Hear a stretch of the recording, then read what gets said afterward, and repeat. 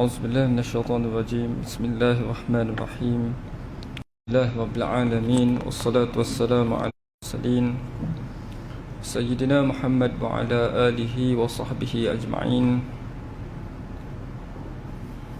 نويت التعلم والتعليم والتذكر والتذكير والنفع والانتفاع والإفادة والاستفادة والحث على تمسك بكتاب الله وسنة رسوله صلى الله عليه وسلم، والدعاء إلى الهدى والدلالة على الخير ابتغاء وجهه ومرضاته وثوابه وجناته سبحانه وتعالى. ثم أما بعد. Assalamualaikum warahmatullahi wabarakatuh. Sidang hadirin muslimin muslimat yang dirahmati oleh Allah Subhanahu wa taala sekalian. InsyaAllah kita akan menyambung pengajian kita dalam kitab Al-Aqidatul Tahawiyah yang dikarang oleh Al-Imam Abu Ja'far At-Tahawi Al-Hanafi rahimahullahu ta'ala wa nafa'anallahu bi'ulumihi fid daraini amin.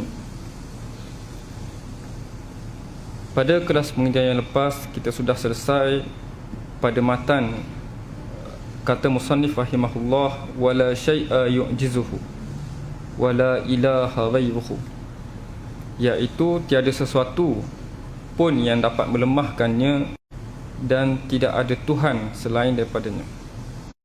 Dan insya-Allah hari ini kita akan masuk kepada perbahasan yang baru pada muka surat yang ke-29.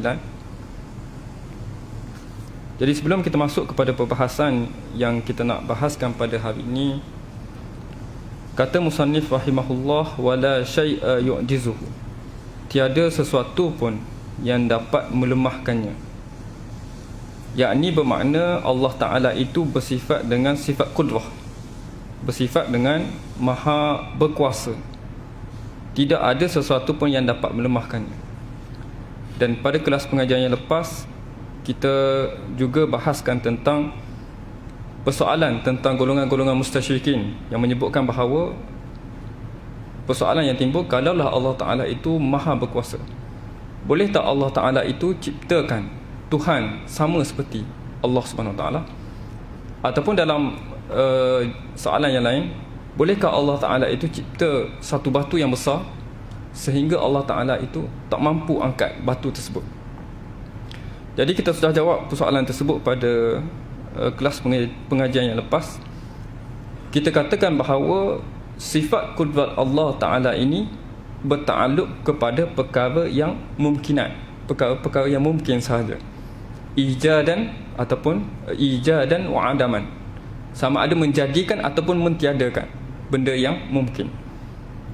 Jadi tidak bertakluk kepada benda yang wajib, kerana kalau bertakluk kepada benda yang wajib itu akan membawa kepada tahsilul hasil, buat benda yang dah ada, wajibul wujud, Allah Ta'ala dah wujud, buat menjadikan benda yang wajib itu adalah tahsilul hasil. Dan membuat satu perkara yang mustahil itu bukan takluk kepada kudrah Allah Subhanahu Wa Ta'ala. Jadi yang pertama adalah kudrah Allah tidak bertakluk kepada perkara yang mustahil dan juga perkara yang wajib dari sudut akal. Kemudian kita katakan kalau perkara tersebut bukan takluk, maka itu bukan wazifah kudrah untuk menciptakan benda yang mustahil ataupun benda yang wajib. Contohnya apa? Contohnya kita kata, boleh dengar tak warna hitam di atas ni? Boleh dengar tak warna hitam di atas ni? Kemudian kalau kita jawab tak boleh dengar, kemudian saya katakan kepada tuan-tuan bahawa pendengaran tuan lemah, boleh ke sah ke ataupun benar ke pernyataan saya tersebut? Tidak benar, kerana pendengaran tidak bertakluk dengan warna. Pendengaran bertakluk kepada bunyi dan juga suara. Adapun warna bertakluk dengan apa? Penglihatan. Kita nampak warna. Kita tak dengar warna, tapi kita lihat warna. Jadi tak boleh kita katakan Allah Ta'ala lemah kerana tak mampu buat mustahilat.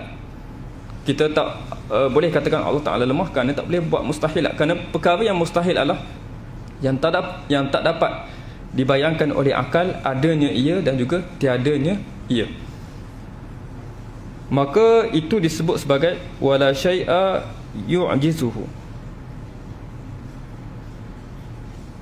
Kemudian wala ilaha ghairuhu, ini adalah takkid, penegasan kepada apa yang sebelumnya, iaitu innallaha wahidun la syarikalah wala syai'a mithluhu wala syai'a yu'jizuhu wala ilaha ghairuhu, dan tidak ada Tuhan selain daripada Allah Subhanahu Wa Taala. Dan ini kita sudah bahaskan tentang apabila kita bahaskan tentang dalil tamanu pada awal perbahasan kita, nak mengatakan Allah Taala ni satu. Kerana apa? Kalaulah dibayangkan Allah Taala ni ada dua, maka akan berlaku perselisihan yang mana kita sebutkan di dalam dalil tamanu. Jadi saya tak ulang balik dalil tamanu itu. Kemudian kita masuk kepada perbahasan yang kita nak bahaskan pada hari ini adalah pada muka surat yang ke-29, Allah bersifat qadim dan kekal.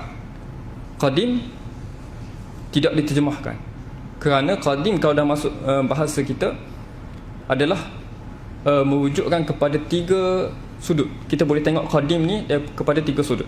Tetapi yang dimaksudkan qadim kat sini adalah qadim istilahi. Dalam istilah ilmu kalam disebut sebagai qadim. Jadi qadim ini ada tiga sudut pandang. Yang pertama adalah qadim ini dari sudut zamani. Kita kata hadza kitabun qadim. Kitab ni kitab lama, kita sebut qadim. Hadza sayyaratun, hazihi sayyaratun qadimatun. Ini kereta lama. Jadi qadim ada disebut sebagai zamani, dari sudut masa. Jadi qadim kat sini bukan maksud bahasa tadi, zamani tadi. Dan ada qadim yang daripada sudut idafi. Kita kata al-abu aqdam minal ibni. Ayah terlebih dahulu daripada anak. Aqdam, kita kata terlebih dahulu. Jadi itu pun disebut sebagai qadim. Abun, ayah, qadim. Berbanding siapa? Berbanding dengan anaknya. Jadi itu disebut sebagai qadim idafi. Al-abu alal ibni disebut sebagai qadim idafi. Adapun disebutkan qadim dekat sini adalah qadim zati. Zat itu adalah bersifat dengan adalah yang dimaksudkan qadim di sisi ilmu kalam, bukan dimaksudkan qadim dari sudut bahasa yang seperti mana kita sebutkan tadi. Dan qadim zati ini ataupun qidam zati ini adalah ma lam yusbikhu adamun. Apa yang tidak didahului awalnya tiada. Apa yang tidak didahului awalnya tiada. Kita betul kita ada, tapi didahului sebelum daripada kita ada tu kita tiada. Contohnya kita lahir tahun 1990 contoh. Sebelum daripada 1990 itu kita tiada, maka kita tidak qadim. Qadim ni adalah yang tidak ada awal, yang tidak ada permulaan. Kemudian pada pengajian yang lepas kita timbulkan satu persoalan. Baik, kalau kita katakan qadim itu adalah yang tidak ada awal. Baik, kalau ketiadaan kita ada sebelum daripada kita ada ni kita tiada. Bilakah mula kita tiada tersebut? Bilakah mula kita tiada? Ada awal ataupun tidak ada awal? Tidak ada awal. Bilakah mula kita tiada? Maksudnya awal permulaan kita tiada tu ada ataupun tidak? Boleh faham? Boleh nampak imajinasikan? Jadi jawapannya tidak. Tidak ada awal. Jadi bolehkah kita kata ketiadaan kita ini qadim juga seperti mana qadimnya Allah? Tak boleh. Kerana qadim menurut istilah dalam ilmu kalam adalah yutlaqu alal mawjud. Disebut kepada benda yang wujud sahaja. Adapun ada satu lagi istilah di dalam ilmu kalam disebut sebagai azali. Azali yutlaqu alal ma'dum wal mawjud, kepada benda yang tiada dan juga benda yang ada. Jadi ketiadaan kita itu tidak ada permulaan, tetapi tak sama dengan qidam Allah Subhanahu Wa Taala. Jadi ketiadaan kita itu disebut sebagai kita tiada sejak azali. Itu penyataan yang tepat bagi penyataan ketiadaan kita. Jadi yang qadim hanyalah Allah Subhanahu Wa Taala. Jadi Allah Subhanahu Wa Taala bersifat dengan sifat qadim dan tidak diterjemahkan qadim kerana qadim itu adalah istilah dalam ilmu kalam, yang mana maksudnya adalah la awwala lahu ataupun adamul awwaliyati, tidak ada permulaan.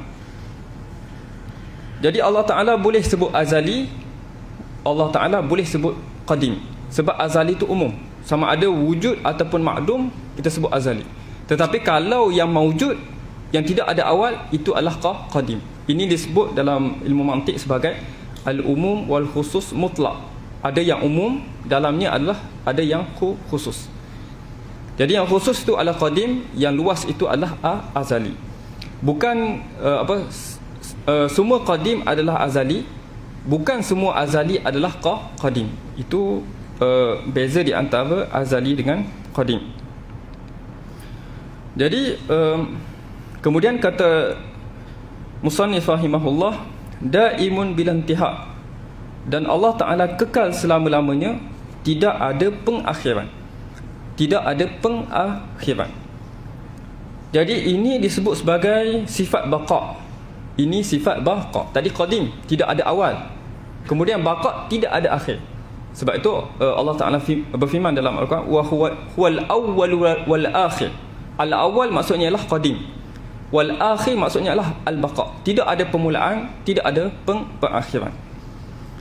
Jadi daimun bil intihak, musannif nak masukkan kat situ adalah sifat baqa, kekal selama-lamanya. Jadi ada perkara yang kekal selama-lamanya, iaitu syurga dan juga neraka. Allah Ta'ala sebut khalidina fiha abada, kekal di dalamnya selama-lamanya. Boleh tak kita kata baqa'nya syurga dan neraka ini sama dengan baqa' Allah Subhanahu Wa Ta'ala? Adakah sama? Jadi jawapannya sudah tentu tidak sama. Tapi macam mana kita nak buktikan apa yang tidak sama tersebut? Yang pertama, ada dua sudut yang boleh kita katakan kekalnya neraka dan juga syurga dan juga neraka tidak sama dengan baqa' Allah Subhanahu Wa Ta'ala. Yang pertama adalah syurga neraka ada awal, permulaan. Ada permulaan, Allah Ta'ala ciptakan, kemudian barulah Allah Ta'ala berterusan kekal syurga dan juga neraka. Dan juga baqa' Allah Subhanahu Wa Ta'ala ini yang kedua, baqa' Allah Subhanahu Wa Ta'ala ini adalah bersifat zati. Allah Ta'ala tak perlukan sesuatu untuk menjadikannya kekal selama-lamanya. Tetapi syurga dan juga neraka perlukan madad daripada Allah, ataupun perlukan imdad daripada Allah Subhanahu Wa Ta'ala untuk menjadikannya kekal selama-lamanya. Tapi kalau Allah Ta'ala kata satu ketika syurga dan juga neraka terhapus, fana, maka akan fana lah syurga dan juga neraka dengan izin Allah Subhanahu Wa Ta'ala. Maka baqa' syurga dan juga neraka disebut sebagai baqa' li ghairihi, kembali kepada izin Allah dan juga imdad Allah kepada kewujudan syurga dan juga neraka. Kemudian itu adalah maksud baqa'. Jadi Allah Ta'ala bersifat dengan sifat qadim, Allah Ta'ala bersifat dengan sifat baqa', tidak ada pengakhiran. Maksud baqa' adalah tidak ada pengakhiran. Kemudian kita masuk kepada muka surat yang ke-30. Kata musannif rahimahullah, wala yafna wala yabi, tidak akan binasa, tidak akan musnah. Ini kembali kepada Allah. Allah tidak akan binasa, Allah tidak akan musnah, sesekali tidak akan musnah. Dan ini termasuk dalam sifat mukhalafatul lil hawadis, mukhalafatuhu lil hawadis. Allah Ta'ala bersalahan dengan makhluk. Makhluk ada perakhiran, ada mati, ada hancur. Tetapi Allah Ta'ala ini la yafna, tidak akan musnah dan juga tidak akan binasa. La yafna wala yabid wala yakunu illa ma yurid, dan tidaklah sesuatu yang berlaku di dunia ini kecuali menurut kehendaknya. Tidak akan berlaku di dunia ini kecuali apa yang dikehendaki oleh Allah Subhanahu Wa Ta'ala. Ini adalah sifat iradah. Allah Ta'ala bersifat dengan berkehendak, mahukan sesuatu. Seperti mana apabila kita sebut dalam ayat berkaitan dengan puasa, yuridullahu bikumul yusra, Allah Ta'ala ingin, Allah Ta'ala berkehendak kepada kamu keringanan. Wala yuridu bikumul usra, Allah Ta'ala berkehendak, tidak berkehendak untuk menjadikan kepada kamu ini kesusahan. Jadi Allah Ta'ala itu bersifat dengan sifat kehendak. Jadi Allah Ta'ala berkehendak untuk melakukan sesuatu, dan segala apa yang berlaku di dunia ini adalah kehendak Allah Subhanahu Wa Ta'ala. Cuma akan timbul persoalan, kalaulah semua ini berlaku dengan kehendak Allah, adakah Allah Ta'ala berkehendak untuk kita bermaksiat? adakah Allah Ta'ala hendak kita untuk melakukan keingkaran, kekufuran kepada Allah Subhanahu Wa Ta'ala? Kalau kita kata bahawa Allah Ta'ala ini berkehendak, apa yang berlaku ini adalah kehendak Allah, maka Allah Ta'ala juga berkehendak untuk kita kufur kepada dia. Allah Ta'ala berkehendak untuk melakukan berlakunya kemaksiatan kepadanya. Jadi berkaitan dengan sifat iradat ini, para ulama telah membahaskan bahawa jika sekiranya Allah Ta'ala berkehendak, tidak semestinya Allah Ta'ala redha. Allah Ta'ala berkehendak untuk berlaku sesuatu, tapi tidak semestinya apa yang berlaku itu Allah Ta'ala redha. Jadi pembahagian ibadat dengan redha itu kepada empat bahagian. Iaitu yang pertama, dan kita akan sebutkan lepas ni apakah natijah apabila kita faham dia ni. Yang pertama ialah Allah Ta'ala berkehendak dan Allah Ta'ala redha. Ini kisah yang pertama, bahagian yang pertama. Allah Ta'ala berkehendak dan Allah Ta'ala redha, iaitu iman orang mukmin. Allah Ta'ala berkehendak orang mukmin itu beriman, dan Allah Ta'ala redha keimanan orang mukmin tersebut. Jadi yang pertama adalah Allah Ta'ala berkehendak dan Allah Ta'ala redha. Yang kedua adalah Allah Ta'ala berkehendak tapi Allah Ta'ala tak redha, iaitu kekufuran orang kafir, kuful al-kafir, kekufuran orang kafir. Allah Ta'ala berkehendak benda tu terjadi, tapi Allah Ta'ala tak redha benda tu terjadi. Maksud tak redha apa? Allah Ta'ala beri azab, beri dosa, dan juga beri ancaman kepada orang yang kufur. Jadi yang kedua adalah Allah Ta'ala berkehendak tapi Allah Ta'ala tidak redha. Itu bahagian yang kedua. Yang ketiga adalah Allah Ta'ala tak berkehendak tapi Allah Ta'ala redha. Allah Ta'ala Allah Subhanahu Wa Ta'ala tidak menjadikan perkara itu berlaku, tapi kalau berlaku Allah Ta'ala redha perkara itu berlaku, iaitu iman orang kafir. Allah Ta'ala tak menjadikannya berlaku, tapi kalau berlaku maka Allah Ta'ala redha perkara tersebut. Allah Ta'ala tidak berkehendak untuk perkara itu berlaku, tapi Allah Ta'ala redha. Itu kisim yang bahagian yang ketiga. Bahagian yang keempat ialah Allah Ta'ala tak redha, Allah Ta'ala tidak berkehendak untuk berlaku, dan Allah Ta'ala tidak redha, iaitu kekufuran orang yang beriman, kufurnya orang yang beriman. Allah Ta'ala tidak hendak perkara itu berlaku, tidak berkehendak perkara itu berlaku, dan kalau berlaku Allah Ta'ala tidak redha, maka Allah Ta'ala tidak berkehendak dan juga tidak redha pada iman orang, kekufuran orang yang beriman. Maka ada empat pembahagian dari sudut al-iradah dengan juga al-ridha. Jadi ada persoalan tentang, kalaulah kita katakan aku ni bermaksiat kerana Allah Ta'ala izin, aku bermaksiat, aku melakukan kesalahan ini kerana Allah Ta'ala izin. Jadi betulkah ataupun tidak pernyataan tersebut dengan tujuan orang yang berkata sedemikian untuk berlepas diri daripada dosa, kerana apa yang berlaku ini adalah dengan izin Allah Subhanahu Wa Taala. Maka kita katakan bahawa iradat adalah mughayibun liridha, beza dengan redha. Tidak semestinya Allah Ta'ala berkehendak perkara itu berlaku, Allah Ta'ala redha perkara tersebut. Ada perkara yang Allah Ta'ala larang, apabila kita buat Allah Ta'ala tak redha perbuatan itu, perbuatan tersebut, tetapi Allah berkehendak untuk perkara itu terjadi. Maka kita katakan bahawa walaupun perkara itu diizinkan oleh Allah, tetapi dosa tetap dosa, balasan tetap balasan, kerana Allah tidak redha untuk terzahirnya perbuatan tersebut daripada seseorang hamba. Maka itu adalah maksud sifat ibadat Allah Subhanahu Wa Taala. Tidak berlaku, tidaklah sesuatu itu berlaku melainkan menurut kehendaknya.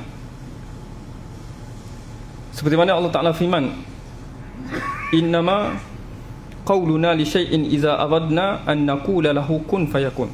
Dan jika sekiranya kami berkehendakkan kepada sesuatu, maka kami berkata kepadanya, kun, jadilah engkau, maka jadilah ia. Maka ini sifat Allah SWT muridan. Allah Ta'ala ini sifatnya berkehendak. Kemudian kita masuk sedikit lagi berkaitan dengan muka surat yang ke-31, iaitu hakikat zat Allah Subhanahu Wa Taala tidak dapat disingkap. Hakikat zat Allah Subhanahu Wa Taala tidak dapat disingkap. Kata musannif rahimahullah, la tablughuhul awham, tidak akan diketahui tentang hakikat zat Allah Subhanahu Wa Taala ini melalui khayal perumpamaan. Jadi Allah Subhanahu Wa Taala, hakikat kunhuz zat Allah Subhanahu Wa Taala ini, kalau kita khayalkan, tidak akan dapat menggambarkan Allah Subhanahu Wa Taala. Dan al-awham ini bukanlah waham dari sudut tingkatan darjat keyakinan. Kita ada 5 darjat keyakinan. Yang pertama al-yaqin, bawah dia az-zan, yang tengah-tengah asyak, yang bawah asyak adalah al-waham, yang kelima adalah al-jahl. Ada 5 tingkatan keyakinan. Kalau al-yaqin 100%, kita yakin Allah Taala bersifat dengan Maha Esa, itu disebut sebagai yakin. Az-zan adalah 70-30. Kita yakin itu, keyakinan kita itu 70. Kita yakin tentang satu perkara, satu fakta yang datang kepada kita, keyakinan kita 70-30. Kalau keyakinan kita 50-50, kita panggil syak. Kita panggil syak. Boleh jadi betul, boleh jadi tak betul. Benda yang sampai kepada, berita yang sampai kepada kita, boleh jadi betul tak betul, kita sebut sebagai syak.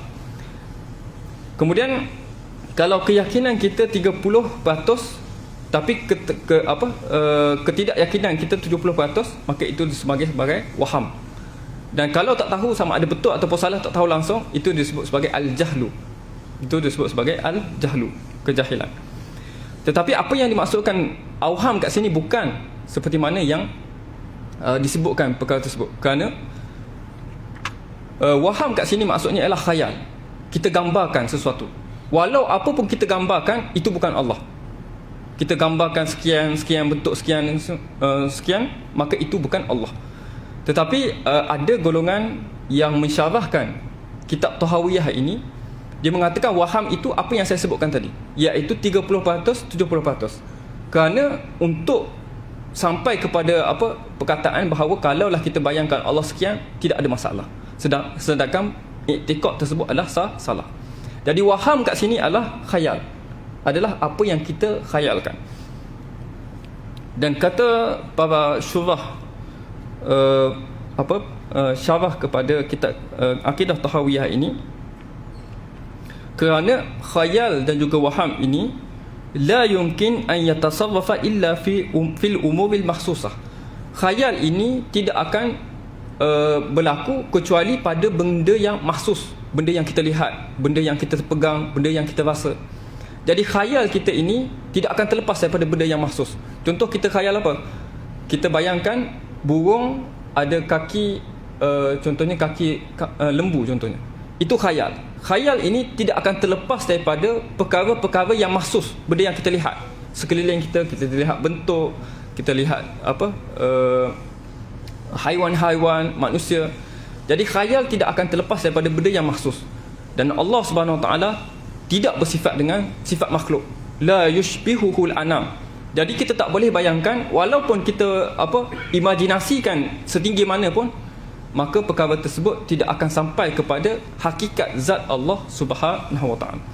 Seperti mana kata-kata salaf yang perlu kita pegang dan juga yang perlu kita sematkan di dalam hati kita. Mana golongan-golongan salaf sebut, kullu ma khatara bi balik fallahu khilafu zalik. Setiap apa yang menjengah dalam fikiran kamu yang dikatakan bisikan, katakan itu adalah Allah, maka Allah Ta'ala itu sangat berbeza daripada apa yang menjengah dalam fikiran kita. Jadi kalau kita bayangkan sekalipun, tidak akan mampu sampai kepada pengetahuan tentang hakikat zat Allah Subhanahu Wa Ta'ala. Jadi kita tidak mampu untuk membayangkan tentang hakikat zat Allah Subhanahu Wa Ta'ala. Itu dari sudut la tablughuhul awham. Yang kedua adalah wala tudrikuhul afham. Apa bezanya? Kenapa Imam Tahawi bezakan la tablughuhul awham dengan la tudrikuhul afham? Tadi kita khayal, kita fikirkan, kita bayangkan apakah hakikat zat Allah Subhanahu Wa Taala. Tapi yang keduanya ialah kita kaji, kita buat kajian, kita buat dengan ilmu pengetahuan. Ambillah ilmu pengetahuan daripada fiziknya, dengan sainsnya ataupun sebagainya. Ambillah akal yang paling cerdik, kumpulkan semua akal yang paling cerdik untuk fikirkan tentang zat Allah Subhanahu Wa Taala. Jadi afham kat sini mewujudkan kepada al-ilm, mewujudkan kepada ilmu. Kumpullah ilmu yang mana pun, seluruh ilmu kita kumpul, dan seluruh orang yang bijak pandai kita kumpul untuk berfikirkan macam mana zat Allah Subhanahu Wa Taala. Maka kata musannif rahimahullah, la tudrikuhu, tidak akan sampai kepada zat Allah Subhanahu Wa Taala. Sebab itu kita kata Allah Taala kalau dengan ilmu pun takkan ada hakikat zat Allah Subhanahu Wa Taala. Sebab itu ada kata-kata yang masyhur dinisbahkan kepada sahabat, mana disebutkan tafakkaru fi alaillah, fikirlah kepada nikmat yang Allah Taala berikan. Allah Taala beri kita air, Allah Taala beri kita rezeki, Allah Taala beri kita kehidupan. Maka fikirkanlah tentang nikmat-nikmat Allah Subhanahu Wa Taala ini. Wala tafakkaru fi zatillah, jangan kamu fikir bagaimana zat Allah, bagaimana zat Allah Subhanahu Wa Taala, kerana tidak akan mampu untuk kita sampai kepada perkara tersebut. Dan apabila kita lihat kepada perbahasan para ulama ilmu kalam sekalipun, tidak akan sampai kepada hakikat sebenar tentang zat Allah Subhanahu Wa Taala, kerana Abu Bakar As-Siddiq radhiyallahu taala anhu menyebut al-ajzu 'anil idrakun. Sampai satu tahap tak mampu dah fikir, maka itulah kefahaman. Kata Abu Bakar As-Siddiq, tak mampu dah fikir macam mana Allah Taala ni, maka itulah kefahaman. Sebab apa? Kefahaman kita setakat tu saja, tak mampu untuk lebih daripada apa yang kita bahaskan. Sebab tu ada para ulama ilmu kalam ini kata, iaitu Imam Dardir, dia menyebutkan bahawa inna nihayat at-tauhid tasawwuf, inna nihayat at-tauhid hiya tasawwuf. Penghujung kepada ilmu kalam ini dah tak boleh sampai tu, kena masuk kepada ilmu tasawuf. Kita dekat dengan Allah Subhanahu Wa Taala bukan dengan hujah, bukan dengan dalil, bukan dengan akal, tetapi dengan ibadat. Perbanyakkan ibadat, bangun malam, berpuasa, berdoa kepada Allah, itu lebih mendekatkan kita kepada Allah dan sampai kepada Allah Subhanahu Wa Taala. Kemudian kata Imam Dardir, man lam yatasawwaf lam yazuq at-tauhid. Bahawa siapa yang tidak bertasawuf, tidak mengambil amalan-amalan tasawuf ini, maka tidak akan merasai nikmat ketauhidan kepada Allah Subhanahu Wa Taala. Jadi akhirnya adalah kita tak akan dapat dengan akal, tapi kita dapat dengan hati. Kita akan dapat dengan hati kita.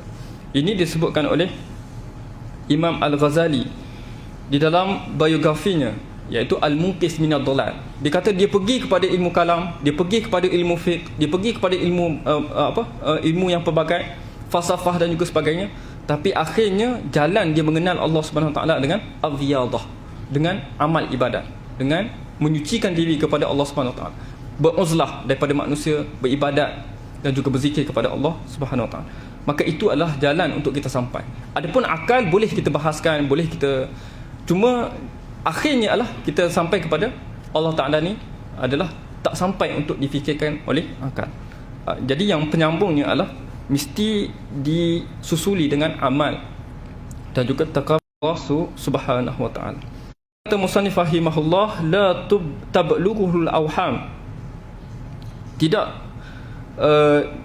dapat diketahui hakikat zat Allah Taala dengan khayalan, dan tidak dapat dengan ilmu dan juga akal. Kesempurnaan ilmu dan akal tidak juga dapat untuk membayangkan tentang kesempurnaan Allah Subhanahu Wa Taala.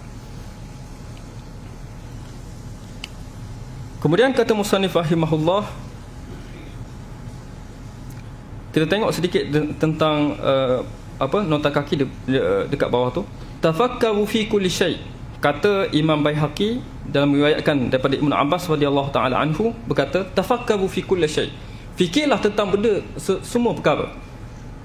Tapi wala tafakkaru fi zatillah. Tapi pada zat Allah Subhanahu taala ini maka tidak boleh untuk kita fikirkan, kerana kita tak mampu untuk fikirkan. Dan juga begitu juga daripada Ibnu Umar radhiyallahu taala anhuma meriwayatkan daripada Rasulullah sallallahu alaihi wasallam, tafakkaru fi alaillah, berfikirlah tentang keagungan Allah Subhanahu taala, yakni azamatihi. Wala tafakkaru fillah, dan jangan kamu fikirkan tentang zat Allah Subhanahu wa taala. Maksud tafakkaru fillah itulah fi zatillahi taala. Kemudian kata musannif rahimahullah, wala yushbihuhul anam. Ada sedikit kesalahan kat situ.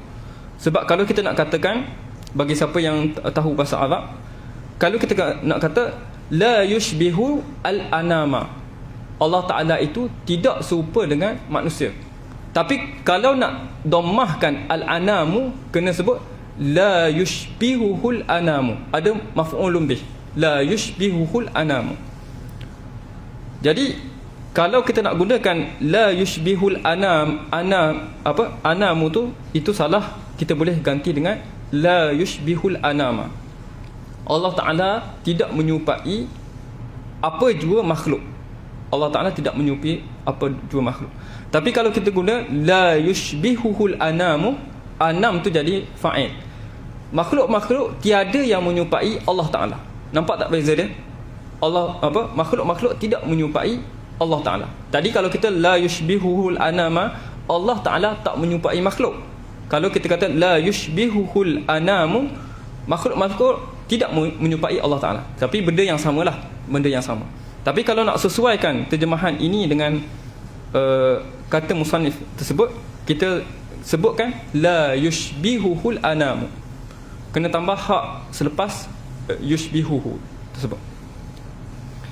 Jadi kata musannif rahimahullah, la yushbihuhul anamu, Allah Subhanahu Wa Ta'ala ini tidak menyerupai, dan tidak ada dalam kalangan makhluk ini yang menyerupai Allah Subhanahu Wa Ta'ala. Tidak ada dalam kalangan makhluk yang menyerupai Allah Subhanahu Wa Ta'ala. Sifat juga mukhalafatul lil hawa Ta'ala ini dengan perkara-perkara yang hadis.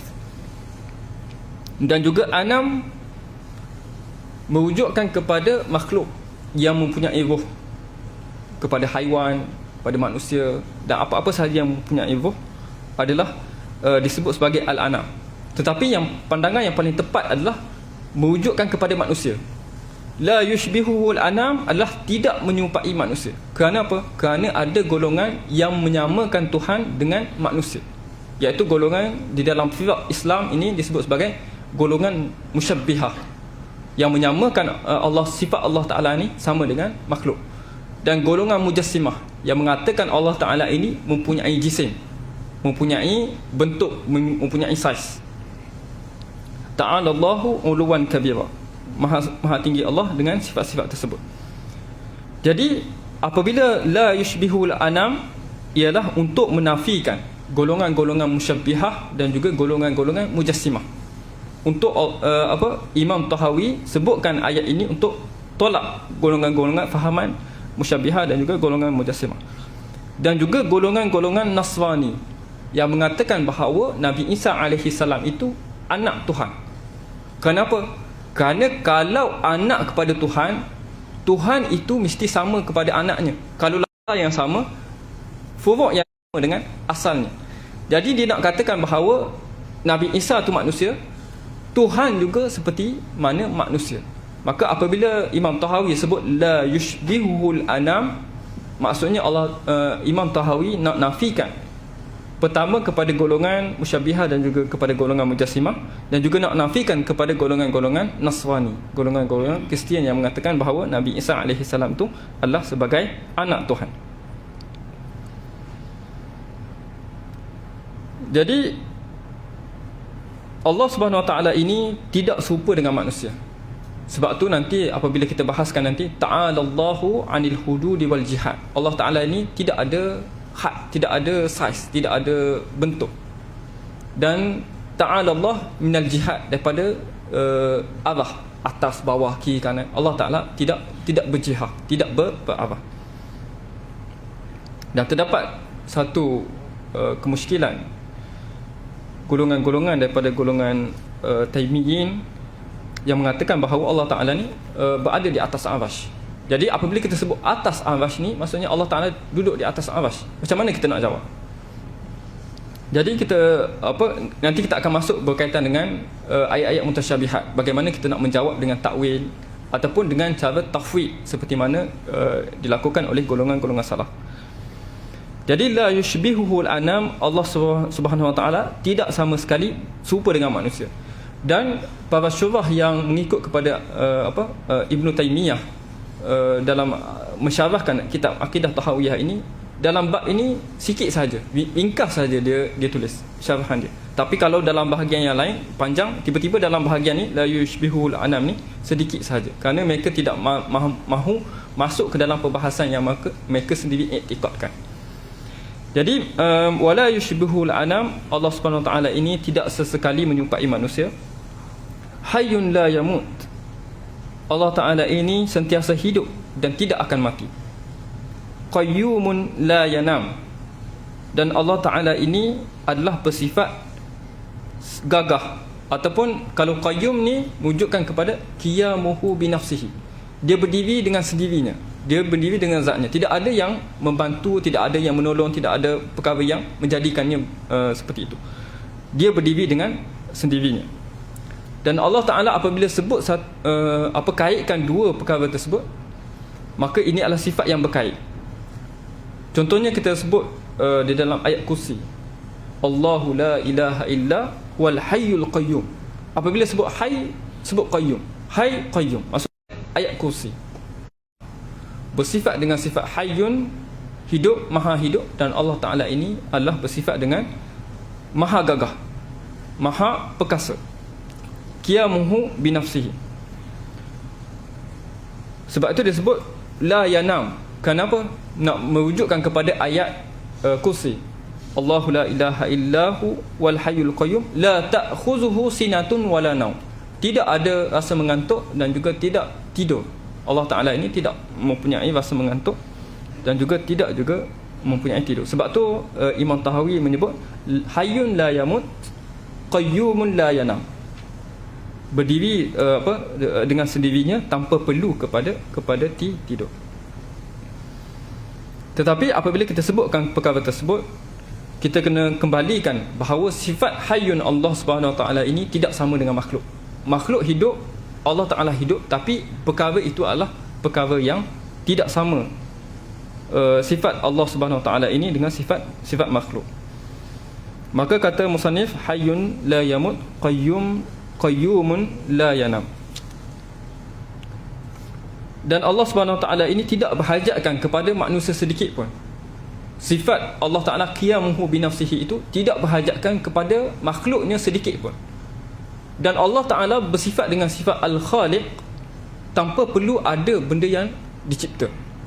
Tak perlu kepada kita untuk Allah Ta'ala ni bersifat dengan namanya Khaliq. Dan Allah Ta'ala ini tak perlukan kepada kita untuk bersifat dengan Al-Bari, disebut sebagai Bari. Nanti kita akan bahaskan pada isu yang pada muka surat yang ke-36. Laisa muzu khalaqal khalqa istafada isma khaliq. Bahkan Allah sebelum daripada diciptakan manusia, diciptakan alam ini, sudah selayaknya sebagai Al-Khaliq dengan sifat Al-Khaliq. Dan Allah Subhanahu Wa Taala tidak perlukan kepada keimanan kita. Dan Allah Subhanahu Wa Taala ini tidak akan terjejas walaupun kekufuran kita. Kita kufur macam mana sekalipun, bahkan seluruh manusia ni kufur sekalipun, tidak akan menjejaskan kerajaan Allah Subhanahu Wa Taala. Seperti mana Nabi SAW sebut dalam satu hadis yang panjang, hadis kursi, di mana Nabi SAW sebut, ya ibadi law anna awwalakum wa akhirakum wa insakum wa jinnakum kanu ala atqa qalbi rajulin wahidin minkum ma zadani fi mulki syai'an.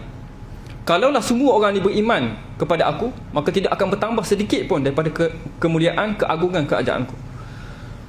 Law anna awwalakum wa akhirakum wa insakum wa jinnakum kanu ala afjari qalbi rajulin wahidin minkum.